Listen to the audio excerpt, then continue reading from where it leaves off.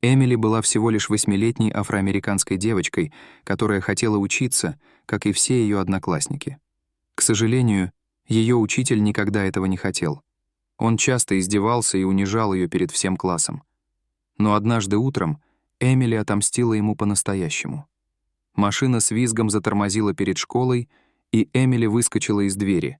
Ее сердце бешено колотилось, как у дикого животного. Она поспешно помахала матери на прощание и попыталась улыбнуться. Когда машина ее матери умчалась, тревога и страх захлестнули Эмили темной волной. Она покачала головой и с ужасом посмотрела на возвышающееся здание школы. С каждым шагом Эмили чувствовала, как растет ее паника. Она не смогла бы пережить еще один день в школе с одноклассниками и учителями. Ей просто хотелось вернуться домой, спрятаться под кроватью и никогда не выходить.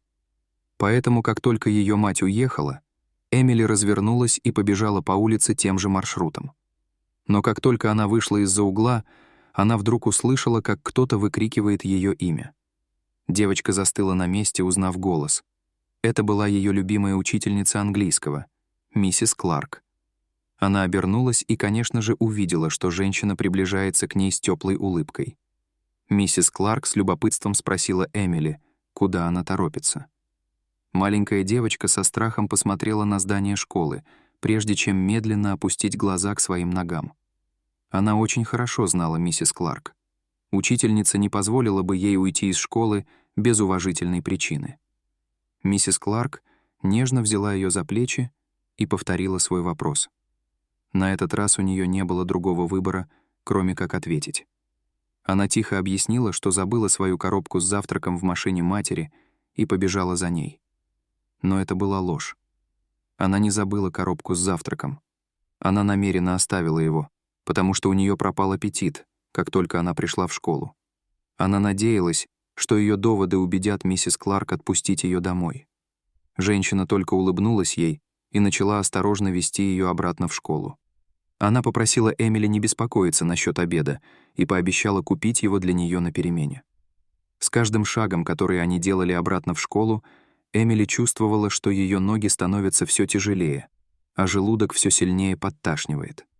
Однако она держала все это при себе и беспрекословно следовала указаниям женщины.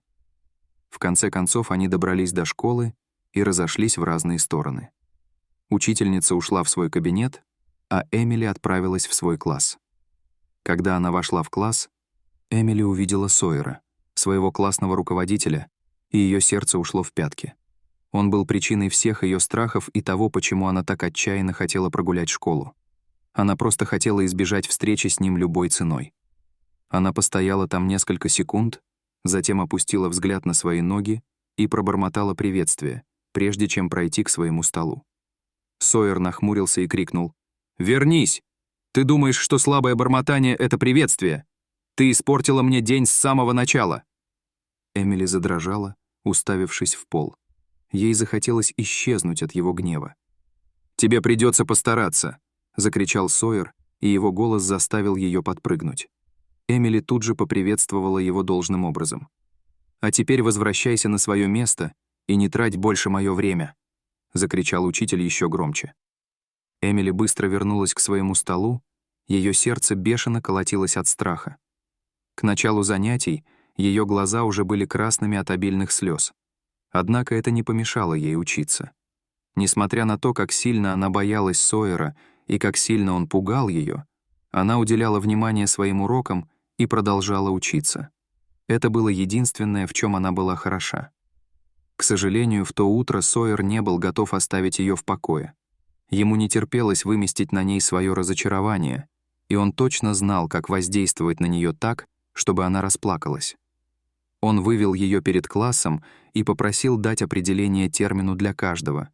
Тактика, которую он использовал ежедневно, чтобы унизить ее, и которая доставляла ему огромное удовольствие. Когда Эмили начала говорить, она запиналась и путалась в словах. «Что с тобой не так, Эмили?» — рявкнул Сойер. «Ты что, язык проглотила?» Эмили задрожала, и ее глаза наполнились слезами. «Снова заикаешься, Эмили», — усмехнулся Сойер. «Ты такое разочарование. Ты никогда не добьешься успеха в жизни, если даже не умеешь нормально говорить. Ты неудачница, Эмили». Лицо девочки сморщилось, а тело затряслось от рыданий. Во второй раз за этот день ей захотелось, чтобы земля разверзлась и поглотила ее. Она понятия не имела, что такого сделала, что заставило Сойера так сильно возненавидеть ее. Это просто не имело смысла, когда она думала об этом. Раньше Эмили была счастливой ученицей. В свои 8 лет она очень любила школу и получала огромное удовольствие от занятий и домашних заданий. Часто, когда ее бывшая учительница забывала дать им задания, она напоминала об этом. Она также с готовностью помогала своим одноклассникам, которые с трудом разбирались в определенных темах. При всех этих достижениях было легко забыть, что Эмили сильно заикалась. Заикание было для нее привычным, и оно часто появлялось в середине напряженного разговора. Обычно это случалось, когда она нервничала. Однако, когда она была спокойна и собрана, или когда ей было весело, она заикалась лишь слегка. Ее бывшая учительница также очень помогала ей, поощряя маленькую девочку быть более активной и вовлеченной в занятия. К сожалению, все изменилось, когда ее бывшей учительнице пришлось уйти в декретный отпуск, и на ее место был нанят Сойер. С самого начала он был груб с учениками, однако с другими учителями и директором школы притворялся. Он улыбался и говорил приятные вещи о детях. За этой маской он был настоящей занозой в заднице у детей, за которых, как предполагалось, отвечал. Сойер не сделал для них ничего хорошего. Он не учил их должным образом и давал им множество заданий, которые многие не могли выполнить вовремя. Любой, кто задавал вопросы в его классе, получал наказание.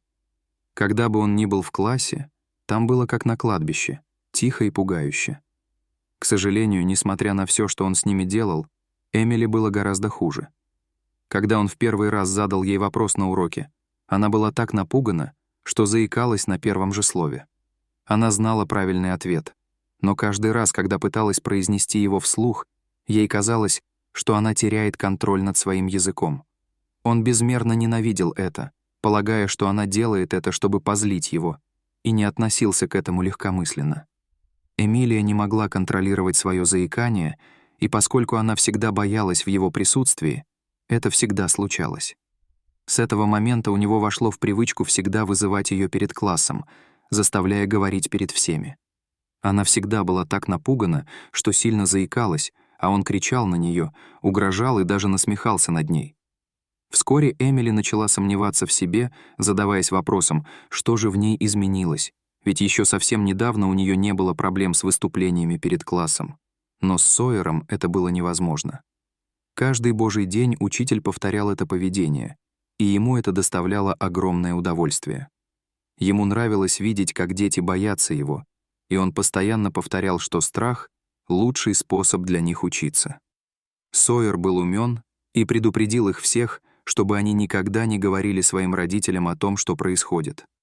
Он пригрозил, что если они это сделают, он добьется того, что они потерпят неудачу и никогда ничего не добьются в жизни. Он заявил, что любой, кто осмелится рассказать своим родителям, пострадает от последствий. Это действительно напугало весь класс. Они не осмелились рассказать об этом своим родителям. Эмили было очень больно от того, что она не могла рассказать об этом своей матери. Она ненавидела лгать своей матери, но каждый раз, когда она думала о том, чтобы сказать правду, слова Сойера эхом отдавались в ее голове, и она молчала. Однако Эмили знала, что не сможет молчать вечно. Она поняла, что издевательства Сойера изменили ее и напугали. Эмилия знала, что должна что-то предпринять. Она решила дать отпор Сойеру в следующий раз, когда он начнет над ней издеваться. К сожалению, в то роковое утро страх взял верх над Эмили, и она попыталась убежать, но миссис Кларк помешала ее плану. Теперь, когда она стояла перед одноклассниками со склоненной головой, Сойер продолжал издеваться и оскорблять ее. Он ткнул указательным пальцем ей в голову с такой силой, что ей стало больно, и на глаза навернулись слезы. «Что случилось, Эмили? Ты проглотила язык? Или ты снова прикидываешься дурочкой?» «Я устал от твоего заикания, Эмили», — заявил Сойер. «Сегодня я заставлю тебя говорить четко, нравится тебе это или нет. Ты будешь отвечать мне без заикания, иначе столкнешься с последствиями. Эмили была так напугана, что у нее задрожали ноги, когда она стояла перед всем классом, но Сойеру было все равно. Он ткнул ее в плечо, не обращая внимания на слезы, которые текли по ее испуганным щекам. Он был готов колотить ее хоть целый день, если понадобится. Когда он это сказал, Эмили нисколько в нем не усомнилась. Она была уверена, что он способен на это. Внезапно она вспомнила о своем плане противостоять ему. Она поняла, что он был всего лишь хулиганом, и пока она оставалась послушной, он продолжал бы так с ним обращаться. Она больше не хотела этого. Его издевательством следовало положить конец здесь и сейчас. Руки Эмили сжались в кулаки, когда она посмотрела на него снизу вверх. Ее глаза вспыхнули гневом. Сойер был удивлен. Он почувствовал, как в нем закипает гнев, и поднял руку, готовый снова ударить ее. Но Эмили действовала быстро. Она быстро отвела ногу и нанесла сильный удар ему в пах. Сойер поморщился от боли, но прикусил язык, чтобы не закричать. Боль была такой сильной, что он упал на колени, а его лицо стало ярко-красным. Тем временем одноклассники Эмили разразились смехом и подбадривали ее, но Эмили еще не закончила. Она взглянула на Сойера, а затем издала громкий драматичный вопль, как будто ее куда-то тащили. «Всё, с меня хватит!» — закричала она, и ее голос эхом разнесся по комнате. Она призвала своих одноклассников присоединиться к ней, и вскоре комната наполнилась хором громких, успокаивающих криков. Это был крик о помощи. Ученики во главе с Эмили наконец-то взяли реванш, когда услышали, как за дверями их классов открываются двери и в коридоре раздаются шаги других учителей во главе с миссис Кларк. Они увидели, что Сойер стоит на коленях перед кричащей девочкой, которая заливалась слезами. Кларк была потрясена представшим перед ней зрелищем и поспешила к маленькой девочке, спрашивая ее, что случилось. Сойер начал говорить, намереваясь сказать, что Эмили напала на него во время урока, но 8-летняя девочка была слишком быстра для него. Она перебила его, сказав, что он бил ее по голове и плечам. Ее одноклассники подтвердили это, добавив, что они тоже устали от его обращения. Сойер был в ярости от неожиданного поворота событий. Он был шокирован тем, что Эмили рассказала все без запинки. Это было потому, что она чувствовала себя комфортно, разговаривая с миссис Кларк, которая, как она верила, никогда не причинит ей вреда. Однако Сойер счёл это доказательством того, что Эмили все это время лгала и притворялась, что заикается. Он обвинил детей во лжи и заявил, что они пытались подставить его. Тем не менее, было слишком много свидетельских показаний против него, чтобы их игнорировать. Его вывели из помещения, а Эмили отвезли в больницу, чтобы убедиться, что с ней все в порядке. В отношении Сойера было назначено дисциплинарное слушание. Показания всех учеников были использованы против него, в частности, его угроза поставить им плохие оценки. Он угрожал, что в будущем они останутся без работы и крова. Он не имел права так поступать с невинными детьми. Это показало всю глубину его злобы. Он был уволен с позором. Его история была опубликована в газетах и интернете. Она стала вирусной, что сделало его печально известным. Дело стало настолько известным, что все узнали о Сойере и маленькой девочке, которая его избила.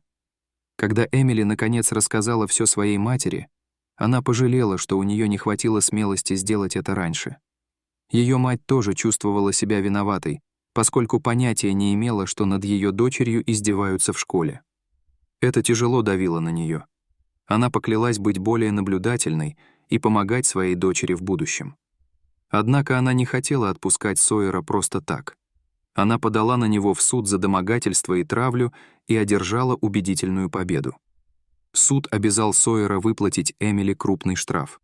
Когда родители одноклассников Эмили увидели это, некоторые из них также подали на него в суд. Из-за этого Сойер влез в серьезные долги. Он брал кредиты, которые не мог себе позволить, не зная, как сможет их вернуть. Сойер пытался найти другую работу преподавателя, но дурная слава преследовала его. Ни одна школа не хотела брать его на работу, опасаясь, что он будет плохо обращаться с учениками и вызовет возмущение родителей. В конце концов, Сойер нашел работу уборщика в маленьком кафе на окраине города. Зарплата была мизерной, но это было единственное, что у него было, и он делал все возможное, чтобы сохранить ее. Дорогие зрители, а что бы вы сделали на месте Эмили? Расскажите, пожалуйста, в комментариях. А если вам понравилось это видео, то ставьте лайк и подписывайтесь на наш канал. До свидания.